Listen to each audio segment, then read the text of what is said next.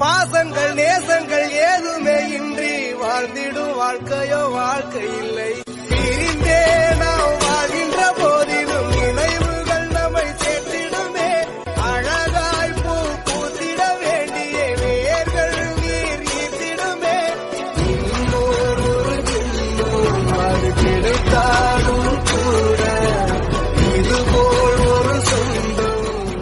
பாசங்கள் நேசங்கள் ஏதுமே இன்றி வாழ்ந்திடும் வாழ்க்கையோ வாழ்க்கை இல்லை.